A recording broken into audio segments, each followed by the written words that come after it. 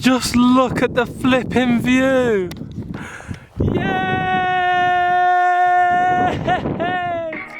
You join me on my trip cycling solo from the UK to Australia, where I'll be wild camping my way along on a budget of about £7 a day. My first month of cycling had taken me all the way to Venice, but as summer came to a close I was going to head east, through the Balkans.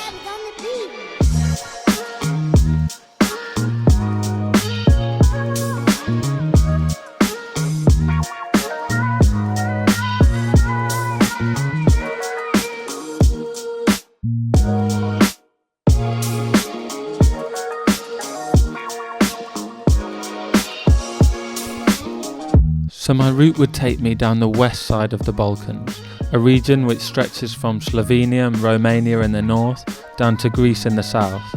Now much of the west of this region was previously part of Yugoslavia, a country which was communist but not a Soviet satellite state like those to its east, and was instead under the control of President Tito, who was actually pretty popular in some places, as locals will tell you. Now, I'd only just polished off cycling through the Alps about a week before, but for some reason as I headed east out of Venice along the plains of northern Italy, I decided I needed a bit more excitement and headed inland, only to find myself with another Alps, Slovenia's Dinaric Alps. I'm not saying I regret my decision, but imagine when you could have been on that road, and now you're on this road. And it's still going up. Oh my goodness! But the good news is there's no cars, which is quite enjoyable. And there's lovely views. So I went up, and the views were absolutely amazing. But Slovenia really took me by surprise with how remote a lot of it was. I mean, the roads were really rough, really steep, and it was just surprisingly undeveloped in a lot of places. I do feel sorry for aspiring Slovenian basketball players. Their facilities looking a bit underfunded. As a result, I hadn't really brought enough food and water with me, and all the villages I came to seemed to be a couple of stone houses without anyone really around. So I pushed on fairly hungry for a couple of days through the mountains. You probably won't be able to see it, but this sign here, Postonia. I've put every single gram of motivation to get here. Giving myself a cheeky pat on the back for that one. Well done. So I'd pushed myself to get to Postonia because my friend Will was going to be interrailing through the town the next day, and together we went to some crazy caves where they have an aquatic salamander called the Olm that's only found in caves in the region. And then above it there's a castle that's been carved straight out of the mountain itself, with secret passageways dug through it that provided supplies when the castle was under siege. We then went back to a hostel where one of the Slovenian staff members found out I'd been camping and told me something I probably should have known before. That Slovenia has the highest density of bears in the world. I just spoke to the hostel person. She said where she lives, people see the bears every day. Obviously it would make a very life-changing story, but I think I'll leave that one. I don't want to be able to tell that story. So armed with that information, I headed towards Croatia and the sea, feeling great. I set up my tent on a little track leading down to a beach, all safe, and settled in for a nice night's sleep. So, I've just woken up, pitched up last night, and then a teenager went past and said, "There's dangerous animals here," and that should have been enough for me. That should have been enough, but it wasn't, and I remembered what the receptionist had said. If you go to the coast, they're in the mountains, not by the coast, and the teenager who lives here is obviously going to be right. And in the middle of the night, I was woken up by the growls of a bear just outside my tent, and it was scary. So I could just hear it rustling, and it was the noises. I was just listening to bear noises on YouTube, to confirm, and they're so scary, the growls. And then I marched all my food up by this road and put it all down, talking, mainly because that's what you're supposed to do to let the bear know where you are, but mainly because I was absolutely terrified.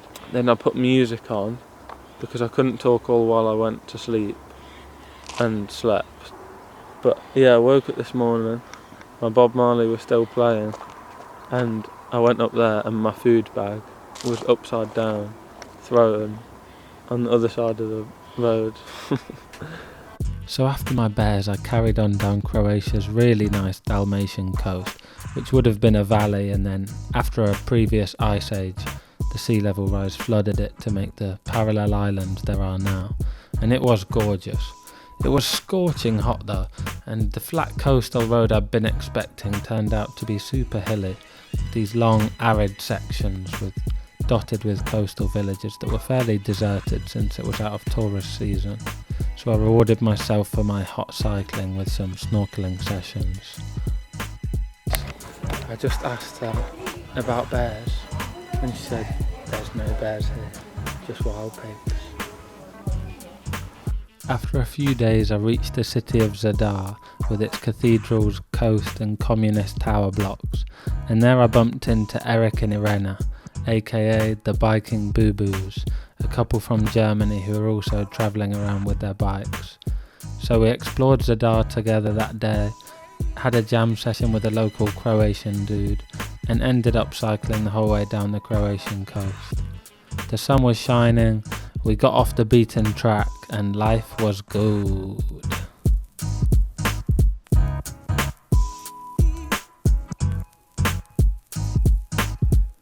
My morale had been drooping a little bit on the long coastal road, and so meeting up with them was exactly what I needed.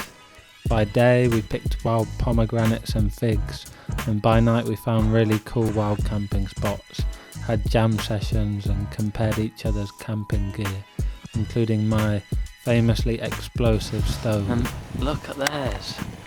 So they're totally silent. Totally silent. So they can hear the noise of the insects, and they never have to worry about burning their eyebrows off. So there you have it. So we ended up chilling out and camping out on this platform. Now we have a few more kilometres of this rough road, and then for a swim in the sea, I think. So we're going to carry on to Split, a city, in a couple of days.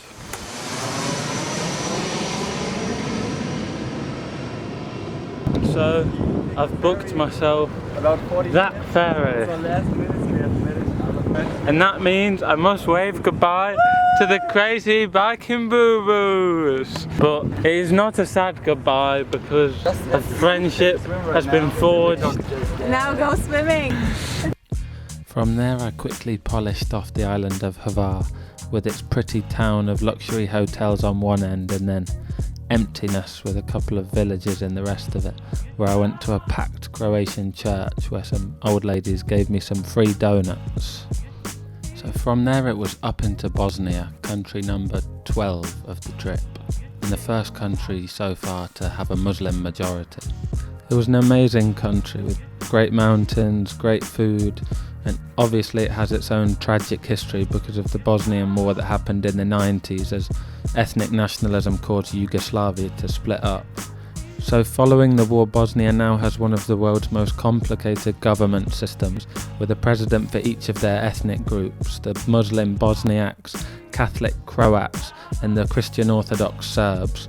And the country also split, with a big part of it known as the Republika Srpska, where most of the ethnic Serbs live. Sarajevo, the capital, is a real historical and cultural mix, and it was one of the most amazing places I've visited for sure. I've never been in such a relaxed feeling city. I know we're in off season, but it's so quiet.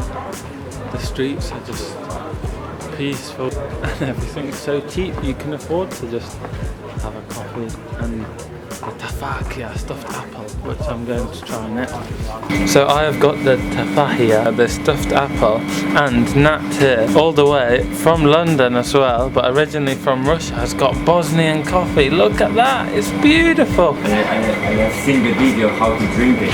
You have to take this into your... Okay, you put that in your mouth first? Yeah, and then you can drink coffee through it. Through it? Yeah, so I'll see if I can replicate it. Yeah, cool. It has turned absolutely freezing cold. Literally, it was -1 for most of this morning. So 2 days ago, 30 degrees, swimming in the sea. 2 days ago, now -1. I wasn't expecting it.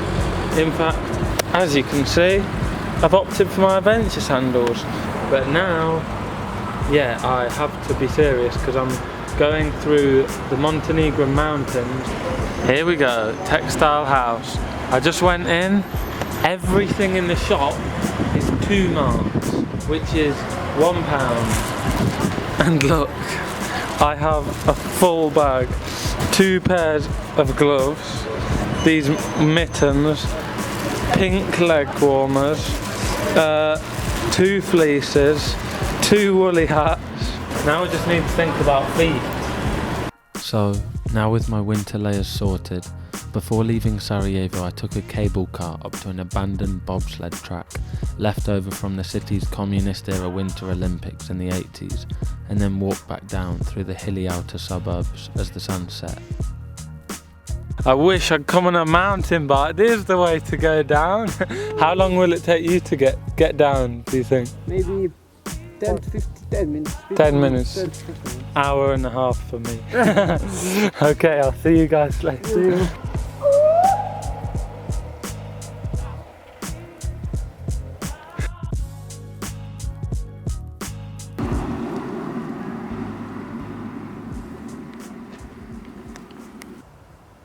I've just had to stop because I was walking with a man and he looked over at this spot and stopped and bowed his head, and then I've just looked over and behind me there's just hundreds and hundreds of graves with Islamic writing on, Muslim names, but the thing is, in the dates of when the people lived, every single one ends in 1996.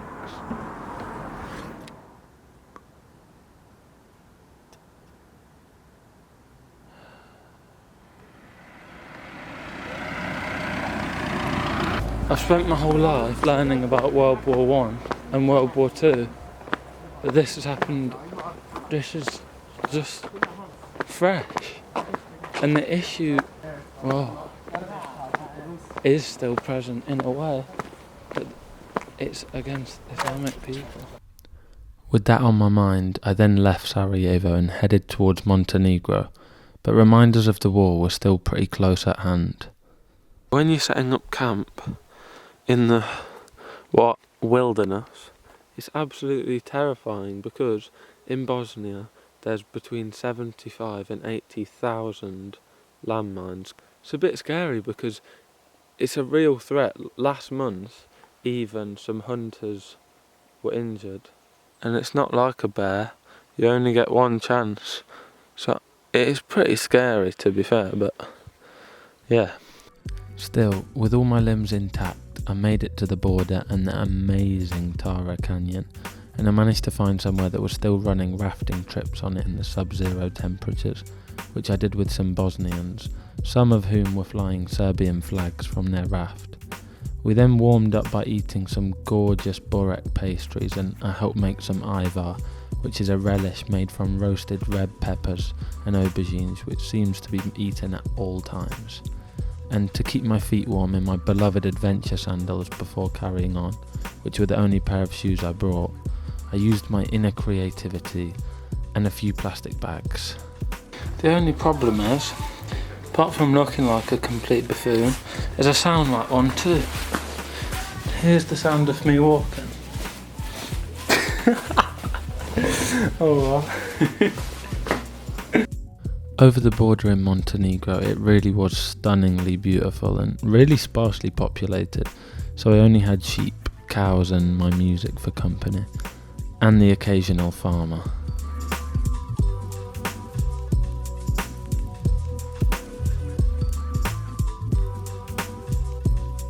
it.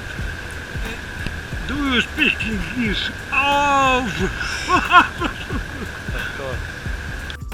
From the mountains, I headed to the Ostrog Monastery, where I ended up sleeping outside on the floor with Serbian Orthodox pilgrims and getting handed more jars of Ivar than I could carry. Next up was Albania, which wasn't part of Yugoslavia and instead had its own communist dictator, Enver Hoxha, who encouraged the country to politically and economically isolate itself, and he was famous for ordering the construction of over 100,000 concrete bunkers across the country to prevent invasion from foreign powers. You could definitely feel the country's the poorest in the region, with big empty factories and lots of half-built houses lining the roads. Even amongst the tensions of the rest of the Balkans, Albania seems to be particularly unpopular in the region, probably in part because of the cultural differences with its Slavic Orthodox neighbours. But that aside, the kind people and super warm hospitality carried on straight away over the border, and I had an awesome time. I told you all the people of Albania were very friendly. Look, thank you very much. I've just been invited into a bar. Okay. I'm fed with the finest Albanian food. Thank you very much. Beautiful. The friendly Valentin has come out. The friendly Valentin has come over and given me not only all of these fruits, what's the name of these fruits? Hurma. Yes. Hurma, but also this cheese, diaf, which the family makes and tastes just like really good feta cheese. I like it a lot, so thank you to Valentin. Tirana, the capital, was also really cool, and I even managed to get into a club in my adventure sandals with some people I met before heading out to tackle some more mountains on the way to Macedonia and its famous Lake Ohrid. And at the top of the mountain, I've met these guys from Croatia. Way! Hello! The best thing about Croatia was going swimming a lot, so now I want to go for a swim in Lake Ohrid, I think. Lake Ohrid? In the lake. Aha. Like a sea, you know. There it is! I see it! You see it? Despite what the Croatian man said, it was like a sea to me. It was massive and super peaceful without too many people around. So I was now back in what was previously Yugoslavia, with the country recently actually changing its name to North Macedonia to avoid a long feud with Greece over who are the rightful owners of the ancient kingdom of Macedonia and Alexander the Great. Lake Ohrid is mind-blowingly beautiful. It's just blowing Lake Garda out of the water. The water is as still as a mirror.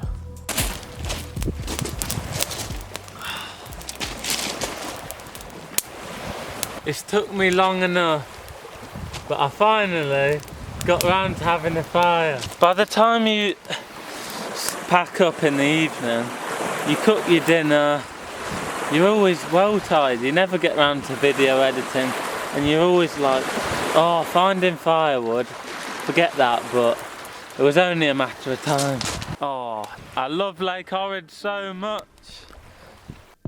I could have happily stayed by the lake for a while longer, but fueled by my morning fig and pomegranate porridge, the views actually got even better as I cycled up and out of Macedonia. From there to down there is Albania, and the rest is Macedonia. I came from Struga over there. The road looks like a bit of tomato puree squeezed out of a tube. It's ludicrous, look at that! Now summer was firmly over by this point, and as I crossed into Greece it did start getting greyer and colder. People have asked me a lot recently whether I'm cold with it being October, which I respond with, I'm in Greece for goodness sake, which I then quickly follow up with, yes, it's flipping freezing! So morale is a bit low, tiredness in the legs is pretty high, but I did say I've been having a far too good time. I don't want to carry on, I'm so tired. But look at that sunset, it's beautiful. And this, folks, is a ripe olive tree. Can you eat it straight from the tree? Eh? No. No. No is the answer. Oh! I then activated speed mode and absolutely paced my way to the last country of the European stage of my trip. And so here I am at the border into Turkey, which has been, give or take, a few days, 3 months, not quite into Asia yet, but not far away. So I've been in Turkey just a few hours. I've already had a fair few experiences. Set up camp, pulled into this field and there was a dog about as usual. Start to make my dinner, and then for the second time the police show up, but this time armed with some large machine guns, which was slightly unnerving, but I just kept my cool, did my usual friendly tactics, and after 5 minutes I was soaking with them and it was all okay. Yeah, the problem wasn't the police when they came, but as they asked for my passport, the dog ate my cheese. The war with dogs did continue in Turkey, and some of the sheepdogs are massive and they seem to not like cyclists very much. Oh my gosh, yep. There they are. Okay, they haven't seen me yet. Wish me luck, folks. The people though were amazing and just greeted me everywhere I went. And so I'm in Turkey and it hasn't been long before I have my first chai. Hey, very nice, cheers. And then just like that, I was in Istanbul, the biggest city I'd ever been to and my final destination for this part of the trip, where Europe meets Asia. With over 15 million people in the city, you could feel how tightly everything was packed in and how much history there was at the centre of the old Ottoman Empire, with culture still flowing west and east through the city. And you could definitely feel the nationalism too, with Turkish flags on almost every building. After eating lots of awesome food, I found myself a ferry to head further east than I'd ever been before. So I've just been in the Beyoğlu area, and after cycling for 3 months from England, I'm leaving Europe, this coastline, and crossing the Bosphorus to Asia, which is crazy.